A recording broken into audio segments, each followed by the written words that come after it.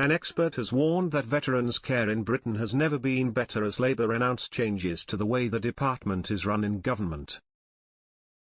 The founder of a veterans employment community has said that care for British veterans is in the best place it has ever been, as Labour face criticism over their decision to relegate the Veterans Office from Cabinet, in what is seen by some as a snub by new Prime Minister Sir Keir Starmer.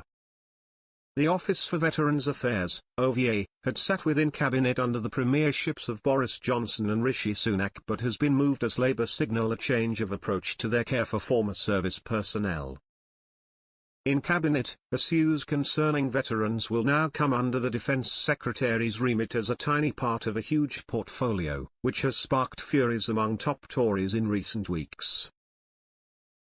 Garrath Williams, the founder of veterans community Job Oppo, has praised the work of former Veterans Minister Johnny Mercer for his efforts in putting veterans' affairs on the political radar. Of Mercer, Williams said, "He worked harder than anybody I have ever known. He cares and ultimately, he didn't care about rubbing people up the wrong way if he needed to." Mercer became one of several high-profile cabinet members to lose their seat in this month's general election, with veterans matters becoming the responsibility of the Defence Secretary to brief in cabinet. Mercer had argued during his tenure that in order to fight properly for change in veteran care, the office had to operate independently of the MOD, who it was required, at times, to challenge. But this is not the view of the new Labour government, as it was announced that the office would move back to its former home. Newly appointed Minister for Veterans and People, Al Khan's, has dismissed concerns that placing the office under the MOD will make veterans worse off.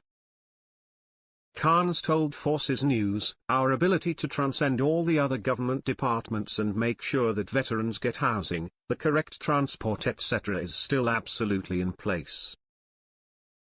Earlier this month, newly elected Conservative MPs Ben Obeid fumed over the snub. He said, "The Royal British Legion has already sought reassurances from the government about its support for veterans' affairs. Eyebrows have been raised across the defence community. It is difficult to see how much value the Defence Secretary will be able to contribute to Cabinet given he has little direct oversight of the functions the office performs." It comes as Labour announced the introduction of an Armed Forces Commissioner in the King's Speech, following the lead of both Scotland and Wales in doing so, but it is yet to elaborate on what form this role will take. For Williams, wherever the Over sits, key areas of focus under the new government will be to formalise the support available to veterans, addressing negative perceptions and stereotypes, and distinguishing between issues caused by service or in addition to service.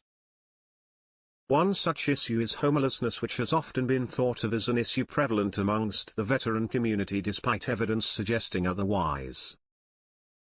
The Over launched Top Fortitude last year, an initiative to end homelessness amongst veterans, with Mercer keen to combat the stereotype that the issue is one that plagues the community disproportionately.